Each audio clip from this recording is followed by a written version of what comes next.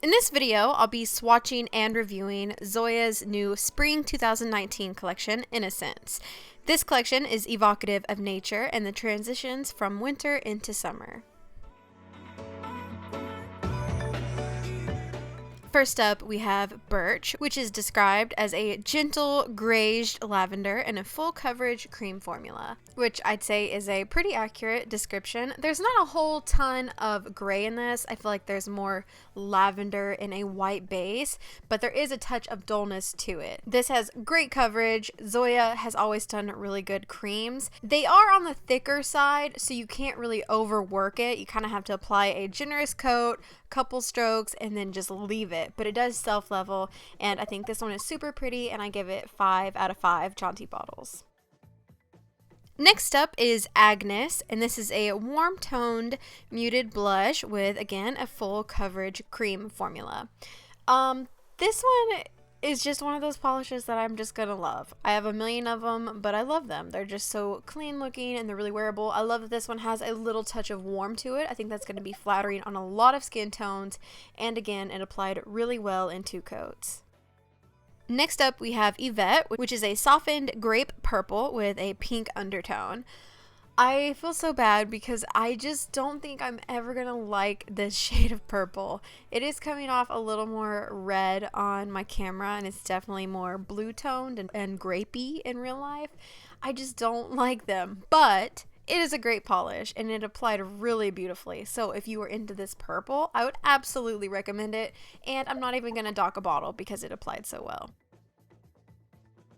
Next up is Fern, which is a beautiful sagey green color with a little bit of pearl running through it. And this is a color opposite to the last one. I can never have too many sagey greens. I love them so much. This one has that beautiful dull undertone to it. The pearlescentness doesn't come through super duper strong on the nail, but it is there. It's almost enough just to make it look like it's extra shiny. This is beautiful in 2 coats, no streakiness, perfectly even. This is a really great polish, and I give it 5 out of 5 jaunty bottles. Next, we have Air, which is a deep, dusty periwinkle blue, but I would probably describe this more as a denim blue, especially in real life.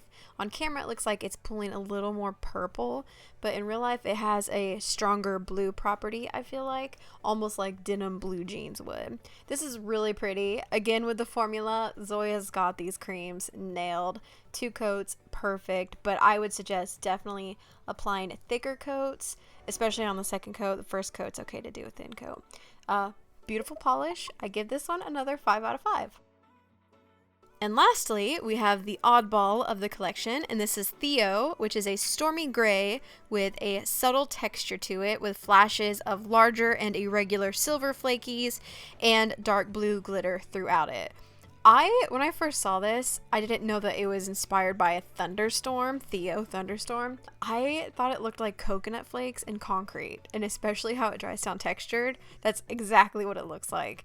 It's not a polish I would probably wear a lot, but it's so unique that I think they made it to appeal to us nail polish addicts because it feels like an indie polish. But because this polish has so much texture, it is a little chunky and a little hard to apply. It did feel like it was getting goopier than the rest, and I couldn't over manipulate it, but it is unique. So there's that. So there you have the Spring 2019 Innocence Collection by Zoya. Overall, I think this is a really cool spring collection. It's not your typical pastels, but they are lighter colors. Out of the collection, I think my favorites are Fern and Birch, but Agnes and Air are definitely in second place. I'll have links to these polishes in the description box below, and if you'd like to watch more swatch videos, you can just click on your screen here.